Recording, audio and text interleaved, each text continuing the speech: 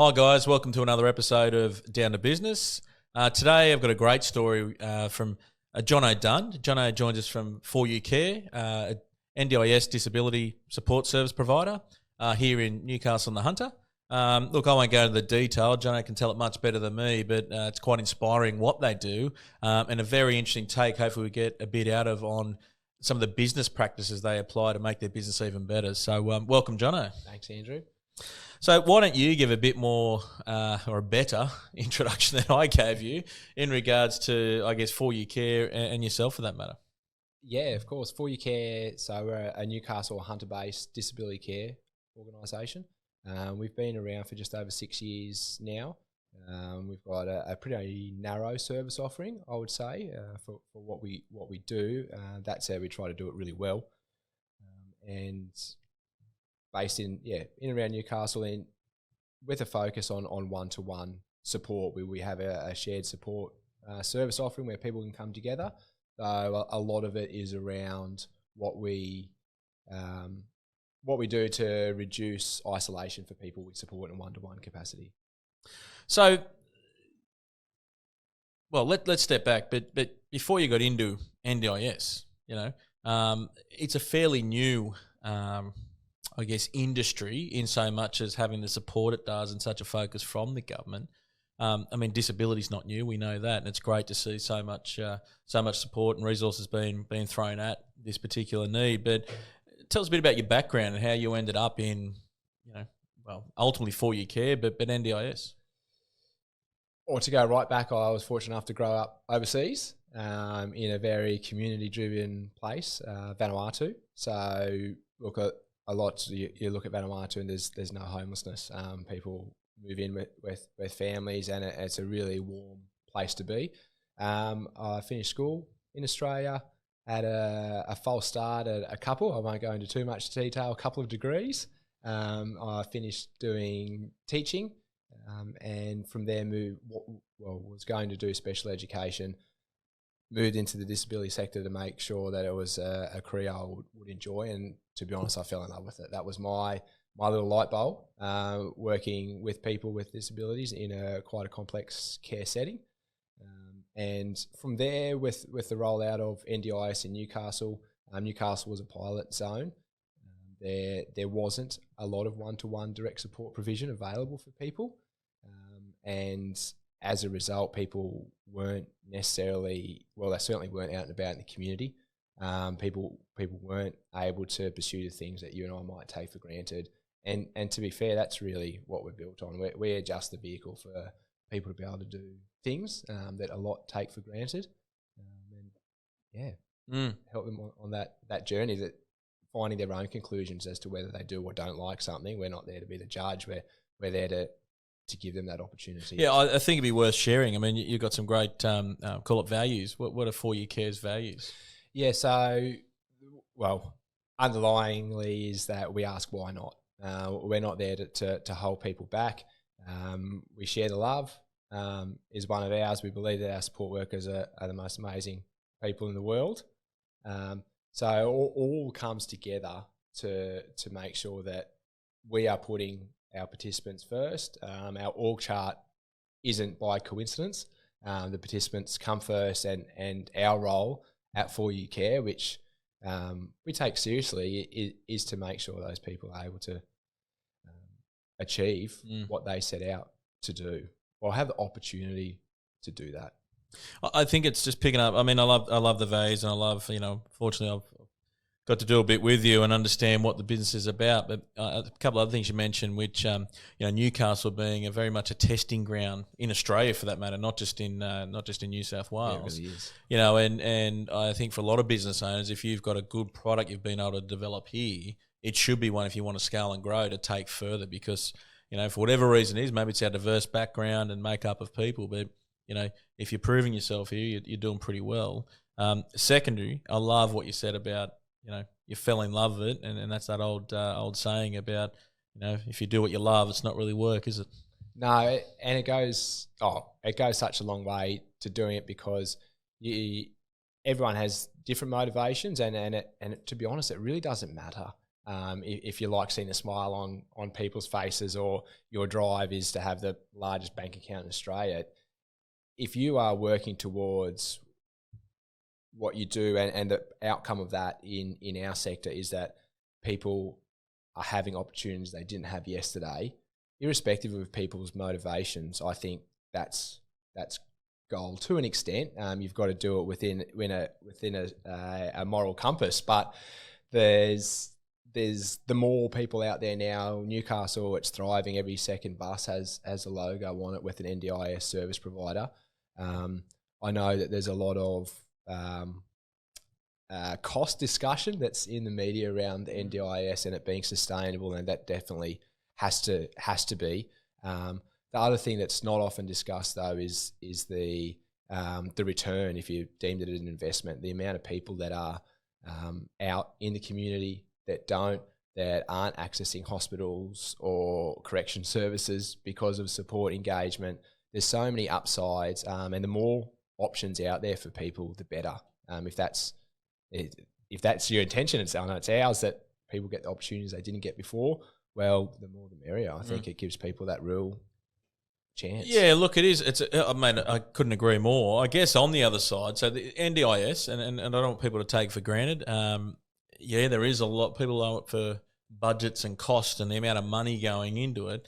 It's the National Disability Insurance Scheme. Yeah, I think it's wonderful that now we've got someone actually who understands disability leading that area, yes. And Kurt Fernley.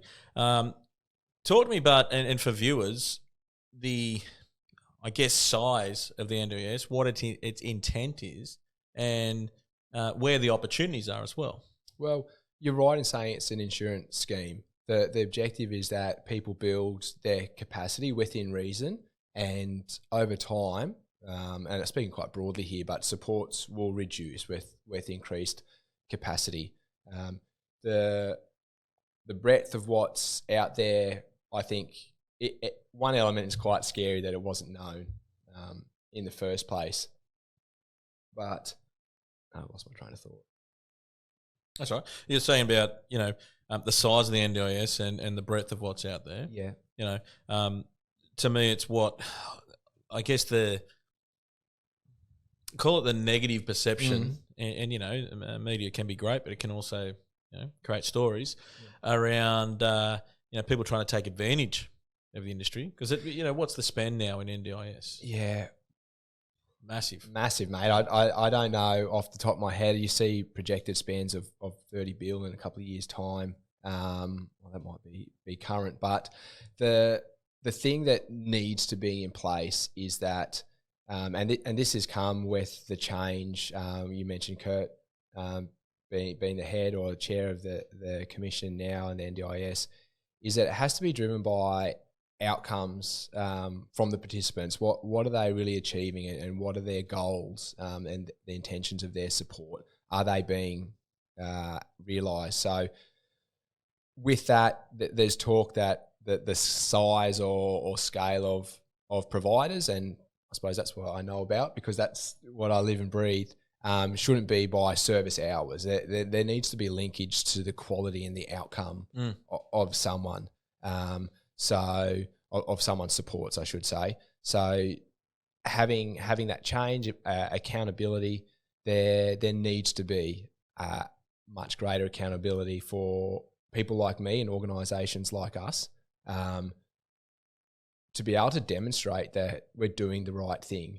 I mentioned earlier about people's goals, and everyone has different motivations, but if you're not achieving, then it's not the right space for you. You need to be genuine about that, and achieving is the outcomes of the people that we care for. And what is that then, and I guess how do you handle it from getting feedback from participants and participants' family, because ultimately that's your test on achievement and value and, I guess assistance. Something we've done in a advisory sense with yourself, to be honest, but to also make sure that we've got a formalised way to capture information, that it's not going on experiences I have, that we're getting the feedback from people with lived experience of disability and their family members. so that our decisions, as well intentioned as they are actually directed in the right place, so that we're understanding what we're doing, how we can do it better. Look, I say it at the first day of our workforce inductions, our pre-employment training. So it's 3 days, it's qualified, that we set out to be the provider of choice in Australia. We can't do that if we're not looking in the mirror, and part of looking in the mirror is making sure we've got that open feedback loop with the people we support. So I think that's a key point you just raised from a business perspective, and for viewers or listeners, getting that feedback. Sometimes it mightn't be, all rainbows and butterflies. Sometimes you do need to look in the mirror and go, well, can we be better?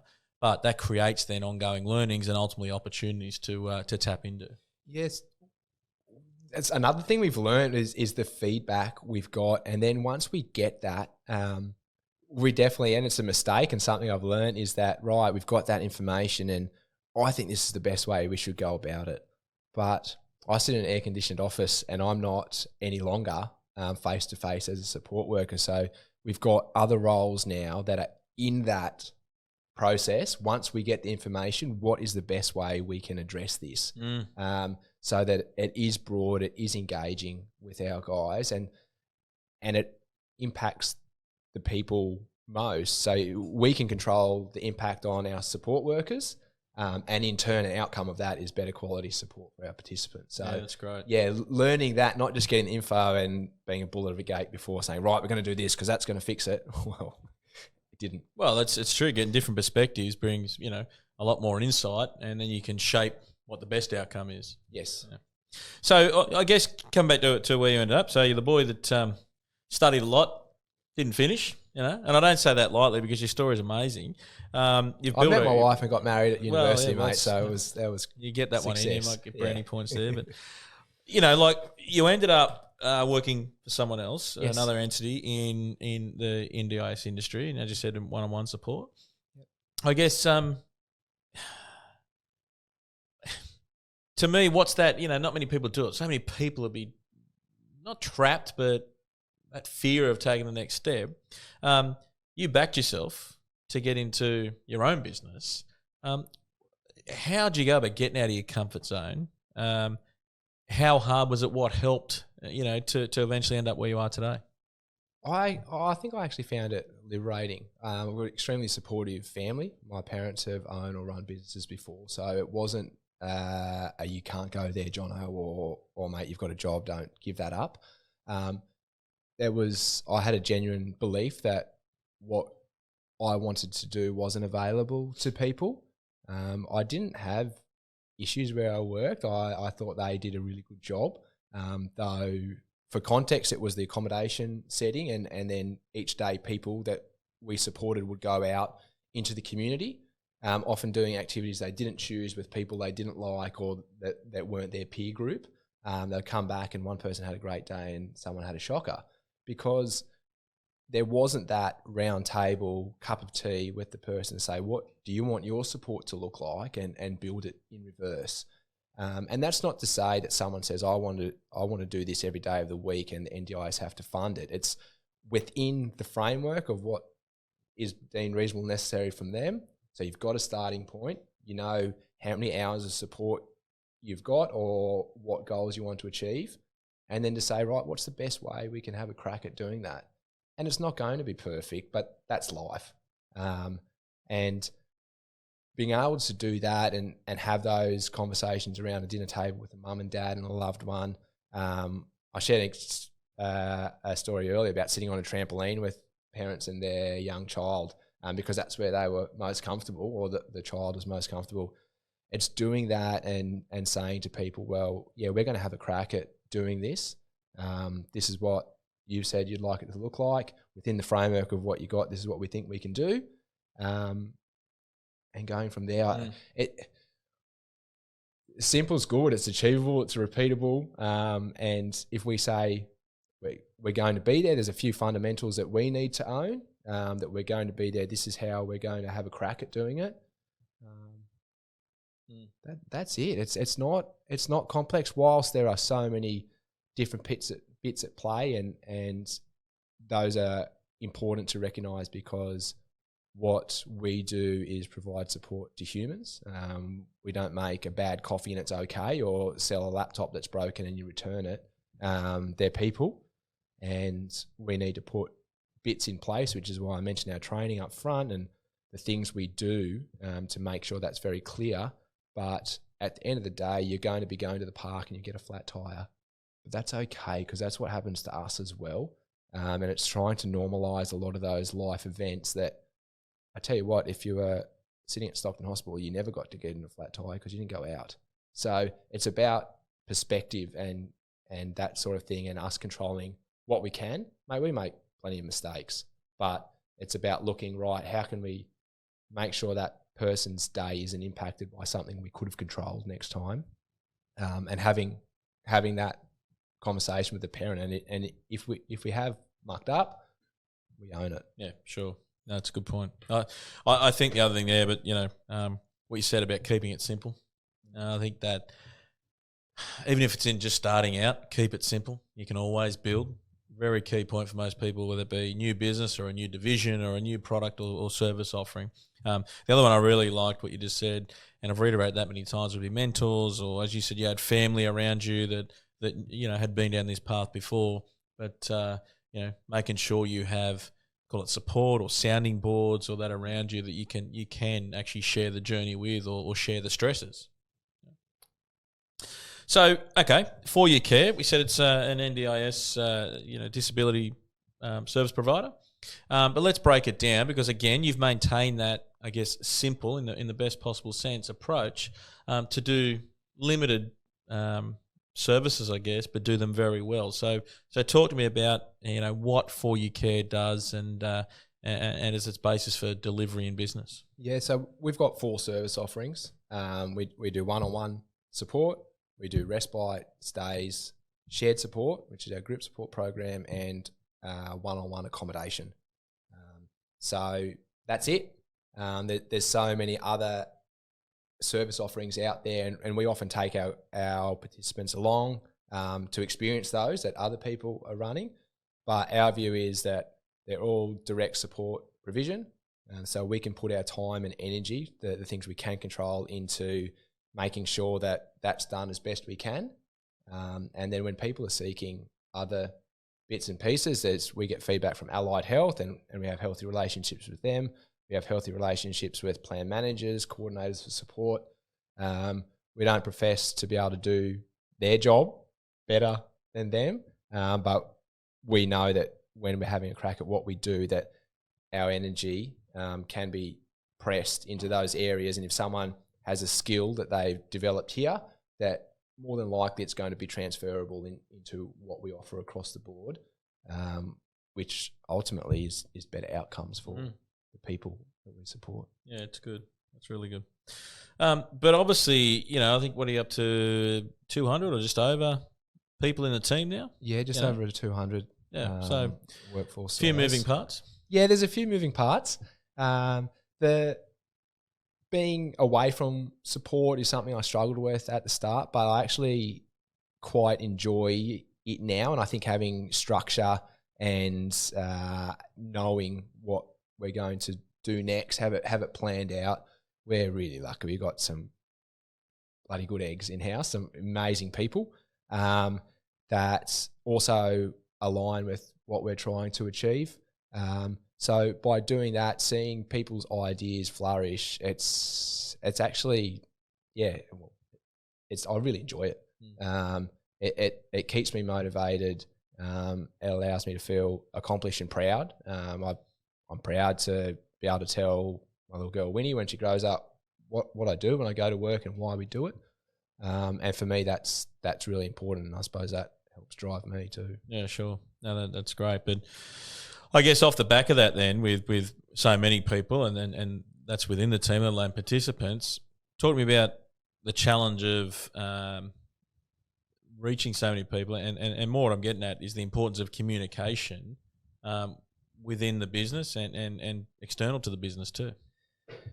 Yeah, and I'm happy to be pretty transparent. That's something that's come up as we've scaled, and I don't think that's just to us. That's No, a it's lot not of unique, lot of no. organisations that have grown and are offering their product or service to more people. So we've got a fair few wheels in motion in and around that. We've changed our org chart so that communication flows better. We've engaged with a HR consultant. We've got business advisory through PKF that really help us, again, keep it quite simple. What goes out? How do we keep people involved? How do we make the best ideas come from our support worker workforce? They have the lived experience, not of disability, but of being on support each day. They are so driven and engaged with the people they support. That's where our ideas come from. To be honest, our growth. The majority of people in our pre-employment program, that's the first port of call before you start working with us. The majority of referrals are internal referrals from existing employees. The majority of participants that come on board are from other participants that they know. So that, in a sense, underpins that, how important that communication is. If we can keep gathering that and getting that information in, making good decisions based on what's actually happened, not just the little bits that feed back, that it's done, not on exception, but there's a process to making sure it's coming through, then we're certainly in a better place and ultimately the people we support. Yeah, and I think the key with communication, and I know what you've done in your business, but it's not just verbal all the time. Many a means to communicate or improved communication. So the communication itself mightn't be the part we're getting at here. Whether it be a verbal, face-to-face, phone calls, text messages, WhatsApp groups, Teams groups, Facebook groups, intranets, structured plans, just so people are on the same page. It attests to this. There's that many different ways you can reach people to ensure that messaging is consistent and the right people get communicated with. Yeah, I certainly don't think we've nailed it, so to speak. It's something that we are working really hard on, and being more open, being a bit more vulnerable about that, acknowledging when we haven't got things right, celebrating people when they've kicked goals. There's so many little elements to it in different ways we do that. So many people are engaged on their devices now, so not to say, no, that's the wrong way to do it. We need to be open to how we do that, and technology is a great asset when used the right way. We've got to be mindful, and all organisations do, about risk and governance, though. Embracing how people want to communicate is something that we're really trying to do and do better. No, that's great. So I guess we've spoken how many people you do have within your team. I'm probably talking about now. I guess probably obvious, but first of all, how important are those people? And in an industry like yours, where there is so much opportunity, is quite competitive, how do you not only engage those people but retain those people? Well, funny you mentioned we've got a new role that's focused on making sure we do that. Again, it's for our entire workforce as a point of difference, and to be somewhere where people don't feel it. For You Care is not to be a transit stop. We want to be a destination for people. Of course, people are going to realise that it's not for them, and that's okay. But when someone's invested carer, support worker, ambition to transition into other roles, we want to be that there for them. So I suppose it starts with that mindset, but there's so many other little things we do, and it's about getting that feedback to do with retention. I mentioned the recruitment side is really driven by people believing or us doing what we say we'll do, and then from that comes belief and that internal referral. We've got a lot of bits and pieces at play at the moment. As I said, there's a role focused on it, but it's about the people first, because we're not For You Care without our support workers, and they're not supported unless we have the framework administratively to get that information to them, so they know how to leave their shoes at the door with this person, that Samantha doesn't like it when you wear a uniform. All those little bits and pieces, so that we are providing better quality support. In turn, the support workers feel embraced, and without support workers, we don't exist.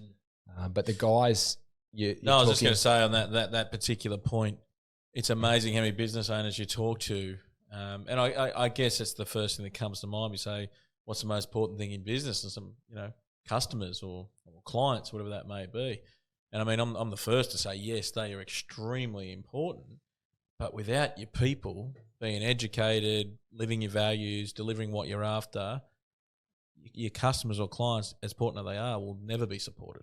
No, and again, that really comes down to your goal, and if that's growth, if that's quality, and whatever it might be, how you achieve that, and it's through people, and direction, so that people are clear on what they're trying to do, that you have the right bums on the right seats, and simply speaking, the rest looks after itself. As long as that's there, we've got amazing people. I'm really quite proud of where I get to work and who's there. The idea sharing, the support for each other, the fact that the majority of our admin base has come through a support worker experience, and we've been able to provide those opportunities for people that start their careers at 40 Care is pretty cool. But you walk in there and it's real. It's not something we talk about, but it's there. Yeah. And I guess back on that, like you've got a fair structure around your learning development, which I know is one of the, if you talk about what employees generally are after, I mean, for many businesses, the only tool in their kit bag and where they can actually apply it is remuneration. But that's actually, third and fourth, sometimes as far, like previous years been as low as fifth on the list of requirements. Learning development's right up there, and you've got a pretty good structure to that. Yeah, we do. It's certainly improving. We've got a huge part of our workforce engaged in accredited training. So whether that be diplomas, degrees, Cert 4s in different bits and pieces, and that's something that we support in-house, because, and again, it's that lived part of saying, well, yeah, we're going to invest in you, but you've got to do it. You got to get out there and make sure it's happening. We've got a stack of other little bits and pieces that, to be honest, we haven't done well at communicating, that are above obliged entitlements, I suppose, that we do above and beyond about engaging our guys. We're doing a better job at communicating that. But you're right, at the end of the day, it's about opportunity. The guys in our office, majority have come through the support worker base.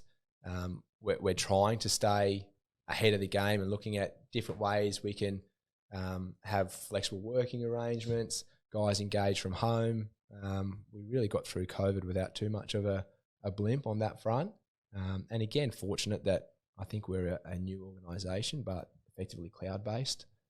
So we are able to pick up and go, but I think that allows us to support in a larger geographical footprint than we probably could do otherwise as well. And again, provide support to more people and help them kick their goals. Yeah, because I think you've got the ultimate test, haven't you? From a participant point of view, being your version of customers, the way the NDIS works is they get to pick their service provider and determine where their money is spent. So realistically, you're sort of on the chopping block all the time, aren't you? Yeah, which I think is actually a positive, because it makes you have to be actively trying to understand what you could do better, engaging with the people we support, engaging with our workforce, because by the same token, if they build a great relationship with you and you decide to move somewhere, then I wouldn't begrudge a support worker keeping a great relationship with someone and supporting them there.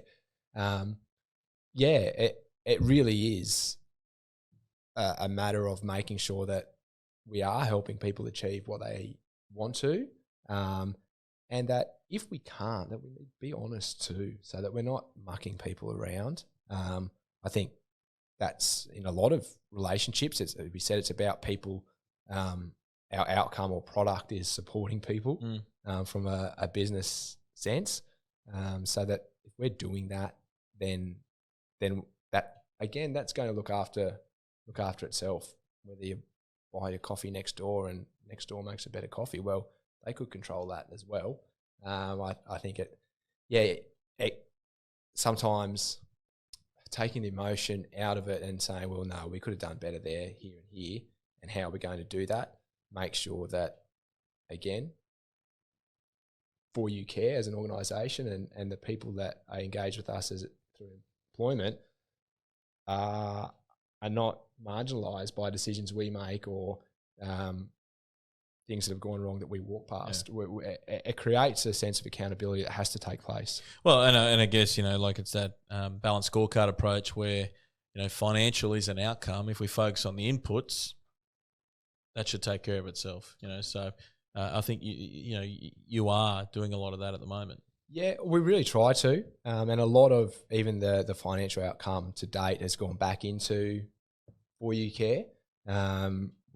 We're at a point where we've been able to, by doing that, develop some specialist disability accommodation to better, provide better workplace for the people we employ, but for the people that engage with us from a participant perspective, have state-of-the-art new homes for people to live in that support their needs so that they're able to have a better quality of life, greater autonomy, greater choice, and not live in the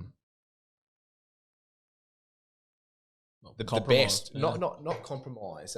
It's something that people work towards and strive for, and the people we support deserve that opportunity too. Which again is something I'm proud of. I know our workforce is proud of, and looking forward to being able to do, to work in those environments and I suppose experience that. So moving on to one of the pillars of good governance would be risk and risk management. Small and medium enterprise, small business, etc. A business in general. Some of the riskiest form of investments we can make. Your type of business where you're dealing with vulnerable people, different needs, your risk is obviously heightened. I would say that it's more and often heightened. So how do you deal with that from a risk management point of view? I mean, specifically, rather than just have it be aware of it, what are some of the more tangible stuff you put in place? Yeah. So, the learning and development, again, it comes back to people at the end of the day. The learning and development, we've got that accredited training up front before you go on to support. So we've covered a lot of the governance framework within the industry, but also how we want For You Care to be projected and people be part of that. That I understand there's people that are a lot better at digesting pretty dense legislation in and around what we do, and have got people in place in the organisation whose responsibility is to advise on that. That's their focus, so that it's not about trying to know everything. It's a bit of knowing what you don't know and making sure there's someone with that skill set or strength to address it. So we've done that across the board. Technology is another aspect in which we're able to understand who's where are they, what are we going to do if something doesn't go right. At the end of the day, it's not going to be perfect, and there's an element of risk in everything we do, though we've got mechanisms in place by the right people, the right processes, that I feel where our time and energy is going into what we can control. And then when something goes wrong, it's one of the bits in the office which mightn't align straight away until I give it some context, is it's the hot potato and you need to pass it on. So if you get informed about something that's not right, you know where that hot potato is going. And so that might be emergency services, that might be a manager, that might be someone, that might be their parent. But it's not about burying your head in the sand. It's about giving our guys a structure on where that hot potato goes, hot potato risk. You can thank Tyler for that one, and making sure that it ends up in the right place. It's really about not knowing everything, but knowing what you're going to do or who you're going to speak to. That's very good, because I think a lot of people are naive to the risks around them. Many people just think, well, that's what insurance is for, but best practice in ensuring you get the best out of your business is risk management, and mitigation is a big part of it. Yeah, that we spoke about viability or growth of an organisation and people having the opportunity to go somewhere else, which they need to, and that's a great system. By having an approach that, that's what insurance for, it is just going to cannibalise all the other good things that you've put in place. You need to be proactive, I think, on that front. And there's a lot of ways to do that. I've touched on a couple. But yeah, I really think it's about knowing what you're going to do with it and then how you're going to reduce it happening in the future. I like it. Very good. So let's talk about running the business. So you've gone from working for someone to starting your own business to being very hands-on to now growing your business of more than 200 people, etc. What are the habits or behaviours that you do to operate day to day or week to week? And I guess attach that the importance to surround yourself with a good team or a good advisory network, etc. Well, I suppose with myself to start with, I feel I've developed in this case, in this space rather. I'm pretty open. My diary's open. Everyone can see it, and I've got family time booked in there. So that I like that because you got one life. You got one life, and you're a real person. If your kids got their swimming carnival, we'll be there. Like that stuff comes first, and I think we talked about people's number one lever being remuneration. I think that's definitely part of it, but you need to be able to embrace people and who they are, whether it's their families and flexible public holiday leave so that people can have their cultural days as opposed to what's documented in Australia. There's so many different things that we do and that support people. So I try to live that out, I suppose, and take any real airs or graces around that anything I do is more important than other people, because the most important thing is our support workers going to work. In and around that structure, I've got my family time booked in, but I've now got to a point where we've got a really good reporting framework and able to, everyone has the same amount of time. I know something that you say, and so to build back from that, it's clarity on what gets escalated, so that other people can also be accomplished in their roles. Yeah, so you've got a good, delegated authority framework? We do now. Trial and error definitely involved, and then phone calls at times. You think, why am I getting this phone call? But again, unless you look in the mirror and sort of saying, well, why can't this other person handle it? And have I put the time and energy into building up that skill set? Really allows that to thrive. And you've got to be open to there being mistakes and things done differently. And I think actually things being done differently leads to a lot of improvement because people have got great ideas and different experiences. So that's personal. I put in the hours for sure, but I also make sure that I plan and have time with my family, because look, I'm no different to anyone else. I don't think I like having a beer. I like spending time with my daughter and playing dress ups or having fake cups of tea and all that sort of stuff. So it's about being able to achieve those and then knowing, right, when you're here, this is what you do. This is what a really good job looks like. But I guess some of your transition, I would imagine, over that period of time has been very much about working less in the business and more on the business. And as you said, education's a big part, like building up others, recruiting the right people that can share your value system to be able to delegate to, so that it isn't reliant on you and therefore lowering the risk around that business too. Yeah, so building up the people is again, I don't have a lot of experiences that you do in our business advisory sense, but also those softer skills or the learning that people are able to do through coaching and mentoring, and having a third party. They don't have to really confide everything in me, but they can have a strong relationship elsewhere. We can support that professionally by making it an opportunity, but that also grows the trust people have in us, that we're investing in them. It grows their skill set and their capacity. So that's about the people individually, and then we've got we've had engagement through business advisory and HR consultation, as I suppose things front of mind for me at the moment, but in and around structure and making sure that the right bums are in the right seats. But before you do that, where do you need the seats? Where are they going to have the most impact? Yeah. So that it's designed to support ultimately our support worker who supports the participant.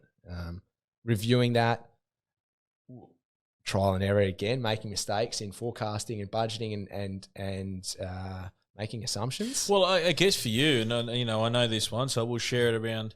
Some of the assumptions years ago would have been around how many participants we're getting in. That's the basis of your budget or your forecast. But as you, I guess COVID probably educated was you can have all the participants in the world. The real driver is the number of care support workers. Yeah. Oh, without a doubt. And that's probably the biggest thing I've learned about our organisation when we decide we're doing something is, right, where are we getting support workers from to do that? If you're delivering quality support and you're putting the time into them, the retention, I suppose, looks after itself. The time and energy we put into our support workers, I actually think, is the biggest advertisement for participants that might want to come to 4U Care as opposed to glossy logos or buses or TV ads. If we are advertising what we do to support our support workers, that's the product or the engagement someone's going to receive.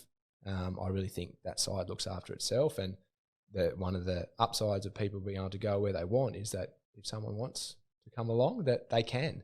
Our role is to make sure that we have support workers trained, but we recruit them and we keep them, and by providing a host of opportunities for those people, so that we're a destination. But yeah, it's definitely something we learned to think that, right, X amount of participants means that we can open a new hub in Wallsend, in Maitland, wherever it might be, where no, you need to look in the mirror pretty quickly when you think like that. Yeah, no, it's a great one.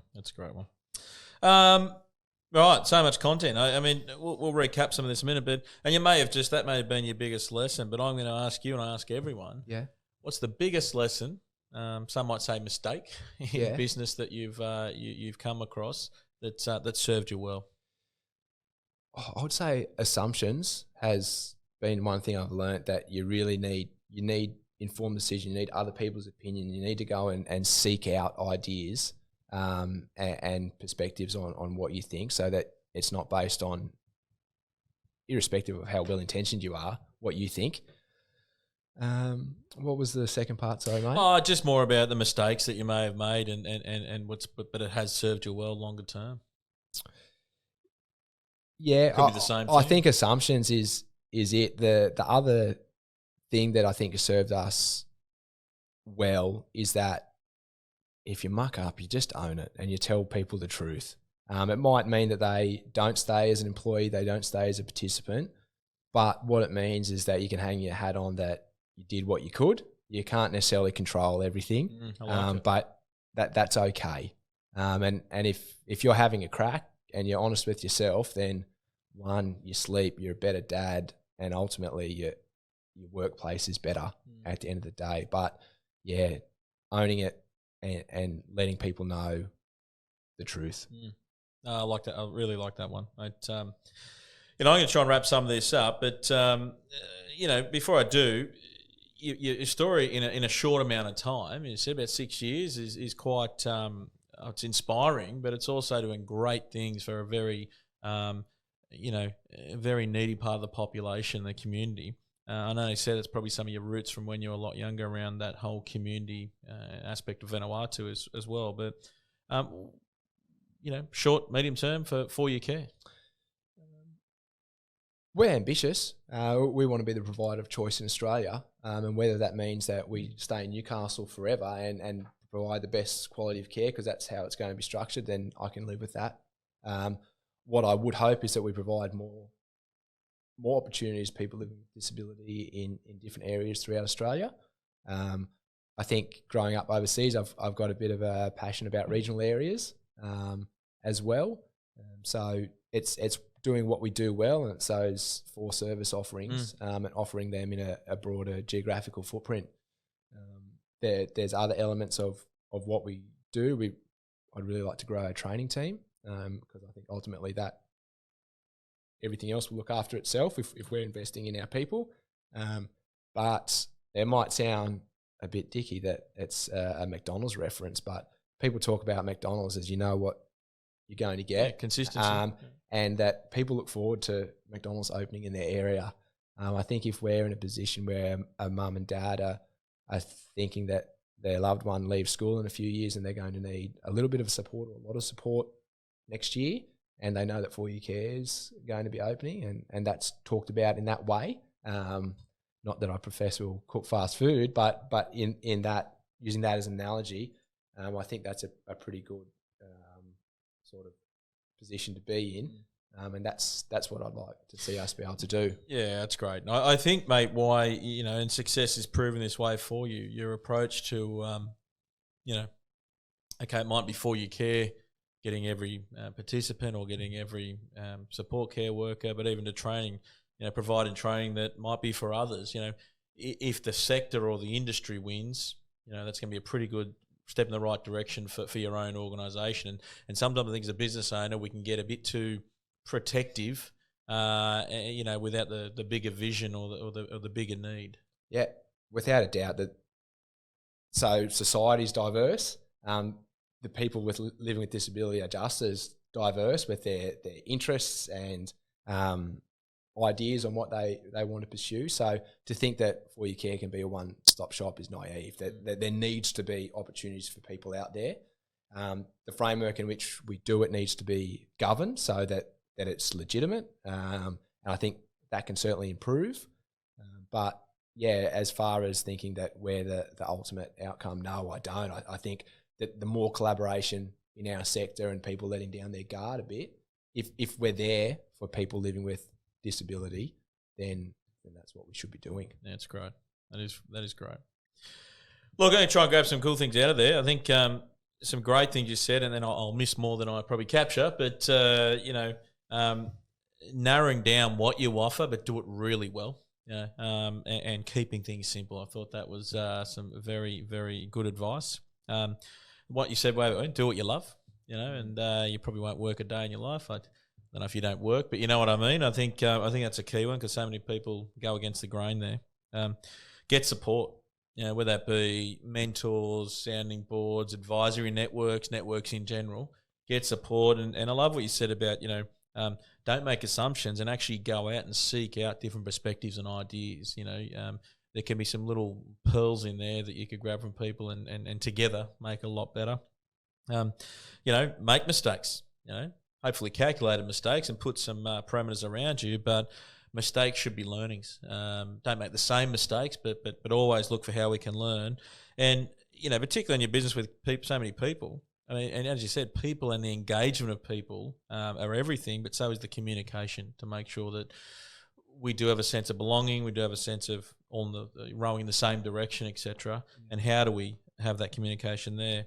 Other little parts there, really taking a view on risk, and your view I liked on how we mitigate risk around education, responsibility, and knowing who's responsible for what. Utilising technology and also being systemised and having process in there. The hot potato reference will stick with me. And finally for me, a couple of things I like there. He said supporting that is that delegated authority framework, so you don't have to do everything. It allows you to scale. Good reporting, so you're getting the information that you can make decisions on the business, and really having the right team and seeking it out, recruiting for it, bouncing off others. Final point, which I absolutely loved, tell the truth. Pretty simple, but often it doesn't happen. And, own it. May not get the outcome, but it's something you can live with. So, mate, I really appreciate you joining us. Thank you. If you're in need of care or you're a carer yourself, check out the website, 4ucare.com.au. It's an astounding story. I really appreciate it. And thanks for joining us on Down to Business. Thank you, Beats. Cheers. Until next time, cheers. Thank you.